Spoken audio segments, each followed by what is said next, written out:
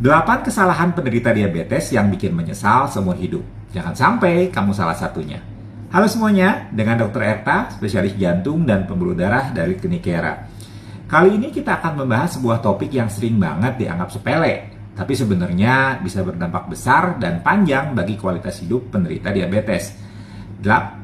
Saya akan bahas 8 kesalahan yang sering dilakukan dan berujung pada penyesalan seumur hidup. Banyak orang baru sadar setelah muncul komplikasi serius, mulai dari gangguan jantung, amputasi, kebutaan, gagal ginjal, atau masalah fungsi seksual. Jadi kalau kamu atau orang terdekatmu itu punya diabetes, yuk dengar baik-baik ya. Kesalahan pertama dan paling umum adalah mengabaikan diagnosis. Setelah dokter bilang kadar gula darah Anda tinggi, ini masuk kategori diabetes. Sebagian orang justru bersikap denial, seolah-olah kalau tidak dirasakan berarti tidak ada. Padahal diabetes itu penyakit yang diam-diam mematikan. Dia bekerja di balik layar. Pelan tapi pasti merusak pembuluh darah, syaraf, dan organ-organ vital, termasuk jantung. Tahu-tahu pasien datang karena sesak, ternyata jantungnya bengkak, dan saat dicek ada penyempitan berat di pembuluh darah koronernya. Yang kedua adalah menganggap gula hanya datang dari makanan yang manis. Ini mitos yang membingungkan banyak orang. Mereka pikir selama tidak makan permen, kue, teh manis berarti aman. Padahal sumber gula terbesar justru datang dari karbohidrat kompleks, seperti misalnya nasi, mie, roti putih, bahkan buah tertentu dalam jumlah yang besar. Pasien sering bilang, "Dok, saya nggak makan manis kok. Tapi sarapannya bubur, siangnya nasi padang, malamnya mie instan." Nah loh, kalau seperti ini ya gula darah pun tetap naik turun kayak roller coaster. Kesalahan ketiga, tidak olahraga. Saya tahu tidak semua orang suka olahraga, apalagi yang intens. Tapi bagi penderita diabetes, aktivitas fisik itu sama pentingnya dengan obat. Olahraga membantu sel-sel tubuh menyerap glukosa tanpa bantuan insulin. Jadi bagi yang insulin resisten, ini solusi natural yang luar biasa. Sayangnya, banyak yang mengabaikan. Katanya capek lah, sibuk lah. Padahal cukup dengan jalan kaki 30 menit sehari, itu sudah sangat bantu. Nomor 4 adalah meneruskan kebiasaan hidup yang tidak sehat. Seperti misalnya begadang. Nah ini kebiasaan yang tampaknya sepele, tapi efeknya nyata. Begadang itu bisa meningkatkan hormon grelin, hormon lapar. Sehingga keesokan harinya, ketika kita bangun, kita lemes, mudah lapar, dan sulit mengontrol nafsu makan. Tambah lagi, kalau kurang tidur itu metabolismenya kacau, dan insulin makin nggak efektif.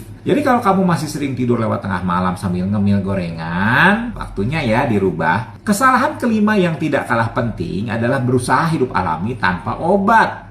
Saya sepenuhnya mendukung gaya hidup sehat. Pola makan teratur, terapi alami yang masuk akal, itu saya semua setuju. Tapi pada kasus diabetes, apalagi yang sudah kronis, mengandalkan makanan saja seringkali tidak cukup. Gula darah tinggi itu bukan soal niat semata, tapi masalah fisiologis yang kompleks. Kalau pankreas Anda sudah tidak bisa lagi produksi insulin dengan baik, maka obat, bahkan insulin suntik itu penyelamat ya, bukan musuh. Jangan dianggap sebagai musuh ya. Yang keenam adalah tetap olahraga meski gula darahnya itu tinggi. Nah ini bahaya. Banyak orang berpikir, kalau saya olahraga, nanti gulanya turun. Padahal, kalau kadar gula darah itu di atas 250 mg per dl, justru olahraga bisa memperparah kondisi. Tubuh yang sudah kekurangan insulin akan memecah lemak menjadi keton sebagai sumber energi. Nah, keton ini bisa menumpuk dan menyebabkan kondisi berbahaya yang disebut sebagai ketoasidosis. Jadi sebelum olahraga, pastikan kadar gula darahnya itu aman ya. Kesalahan ketujuh adalah berpikir tidak ada keluhan berarti tidak ada masalah. Diabetes itu licik. Bisa saja gula darahmu itu 300-an, tapi kamu merasa baik-baik saja. Sampai akhirnya tubuh mulai mengecil, berat badan turun drastis, otot menghilang. Bukan karena sukses diet, tapi karena tubuhmu itu terpaksa membakar jaringan sendiri karena tidak bisa memanfaatkan gula. Ini bukan kabar baik. Jadi kalau berat badan turun tiba-tiba tanpa usaha, jangan senang dulu ya, periksakanlah. Dan yang terakhir, kesalahan ke-8 itu adalah menunda perubahan gaya hidup. Banyak pasien bilang, nanti aja dok, saya masih bisa makan enak nih, saya masih pengen menikmati hidup. Nanti kalau parah, baru saya jaga pola makan. Nah ini cara pikir yang berbahaya. Komplikasi diabetes itu tidak terjadi dalam semalam. Tapi ketika datang, dampaknya itu permanen. Fungsi ginjal rusak, mata buram, luka susah sembuh, bahkan harus diamputasi. Maka lebih baik mencegah kan daripada menyesal di kemudian hari. Teman-teman, diabetes itu bukan akhir dari segalanya, tapi dia butuh komitmen jangka panjang. Mengontrol gula darah adalah investasi ya, bukan beban. Jadi kalau kamu atau orang yang kamu sayangi mengidap diabetes, yuk sama-sama belajar, jaga pola hidup, dan jangan ragu untuk konsultasi secara rutin. Jangan lupa ya, tolong share video ini ke orang-orang tersayang, karena bisa jadi satu klik dari kamu menyelamatkan jantung, ginjal, bahkan hidup seseorang.